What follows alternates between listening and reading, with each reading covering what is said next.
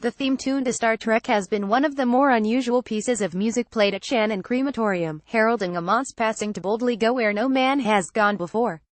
It's unlikely to be heard in a church service, but one mont's love of space, the final frontier, prompted him to request that piece of music for his own final journey. After opening this June, the €2.4 million crematorium, the only one along the west coast of Ireland, has seen more than 120 cremations take place. The beauty of a cremation service is that there's no right or wrong way to do it. We generally ask the family to pick 3 pieces of music, one as the remains are brought into the chapel, the other midway through, and then the final piece during the closing of the curtains, explained manager Dara O'Callaghan. With more than 20 cremations now held each month and rising burial fees in the Midwest, some undertakers locally are fearing that it may impinge on their businesses given the price disparity. Mr. O'Callaghan said the demand for business is now coming in on target, garnering customers from Limerick, but with a wider catchment area stretching from Tralee to Knock. However, when asked if the crematorium is reducing business for Limerick undertakers, Mr. O'Callaghan said it has been a very quiet few months for funerals, which was a view supported at the recent Funeral Times trade show in Dublin. Donny Daffy, of Daffy's Undertakers in Croom, agreed that there have been fewer deaths in Limerick recently, but said there will always be a certain percentage of county people who prefer burials. Seamus Cross of Cross Funeral Homes in Limerick City said he believes the number of cremations is now simply due to the fact that this option is available and more convenient than previously for people locally, and not merely down to prices. Added to that, he said, is a new and somewhat strange concept for Irish people in cremating remains but burying the ashes for closure.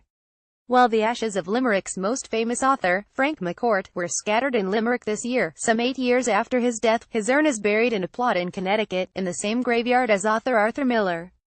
The cost of a cremation in Shannon is some €750, while the cost of a single plot for one grave in Limerick is in the region €1,200, said Mr. Daffy. This does not include the other associated costs of a funeral, such as flowers, singers, an organist, the headstone and a payment to the celebrant.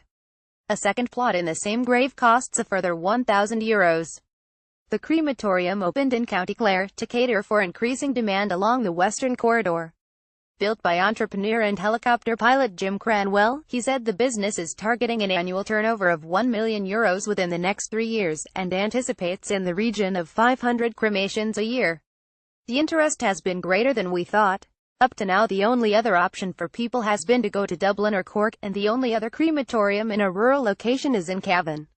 In the west of Ireland, it can only grow, as Cork has had a monopoly for a long time, and we think the catchment area could stretch a lot further than the Midwest given the available road networks, he said.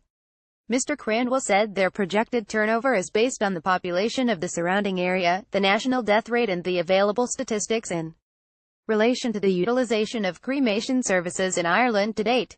Ireland's cremation rate was 16.9% in 2015, up from 12% in 2010. Mr. Cranwell said that the market is still underdeveloped, pointing to Japan, where the cremation rate is 99%.